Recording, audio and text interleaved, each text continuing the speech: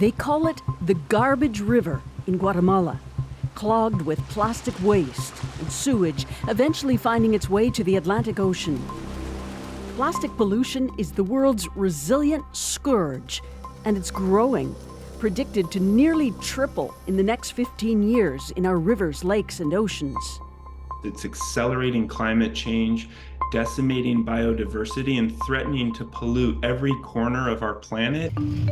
You might think you're virtuous, dutifully recycling what you buy, but truth is, we're all awash in plastics. Citizens and consumers are tired for being blamed by the plastics industry or by governments for this problem. Many are trying to do their best, but it is actually very hard to go to the supermarket without ending up with a lot of plastics that you didn't want to buy.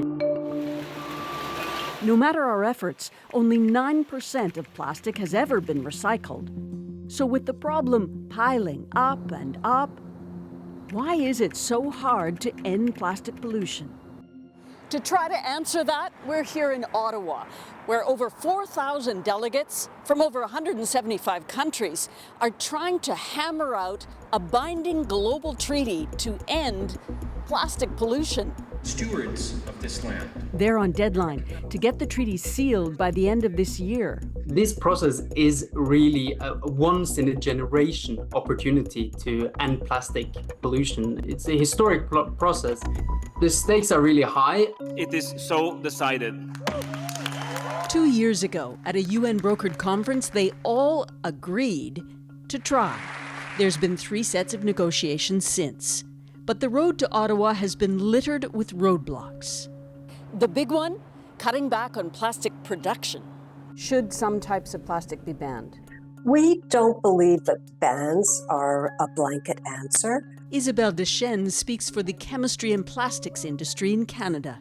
And that's one of the complicating factors, right, is what is the scope of the agreement? Is it to address those plastics that are found in the environment, which tend to be single-use or disposable items, or is it to address all plastics? So those used in durable goods, and certainly for a number of groups, production caps are their red line.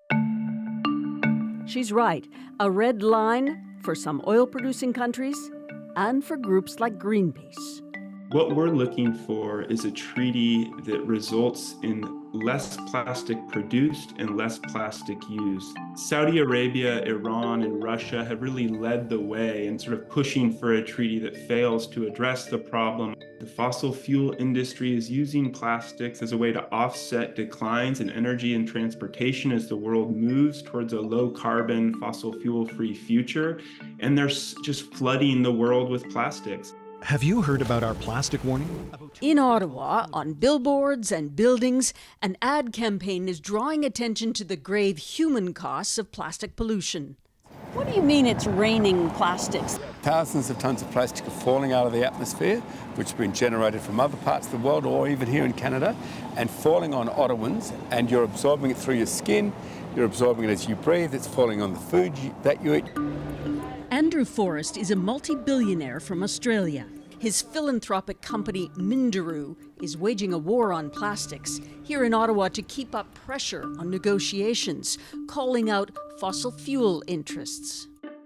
I'm saying to these negotiators here, if you are from a fossil fuel company or a polymer company and you're coming to Ottawa to destroy this, you're going to be destroying humanity.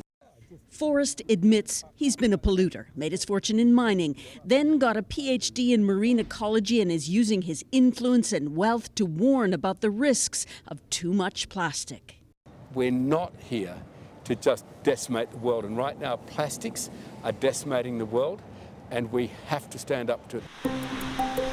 It is so hard to end plastic pollution.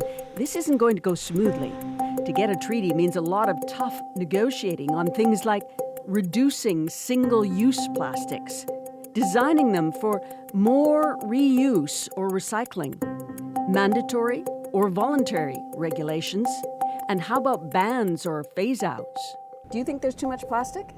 There's a lot of plastic, and there's a lot of plastic for a reason. It helps to preserve our food. It helps in lightweighting. You know, as we're thinking about food insecurity, packaging is important for that.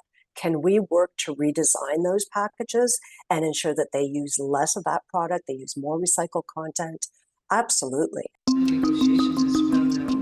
It is daunting, but the world has come together before to make ambitious and binding agreements on the environment, and in Canada too. That products and technologies that threaten the Earth's sun shield are no longer acceptable. The Montreal Protocol went a long way to fix holes in the ozone layer, but that was 37 years ago. So, can consensus take hold this time in Ottawa?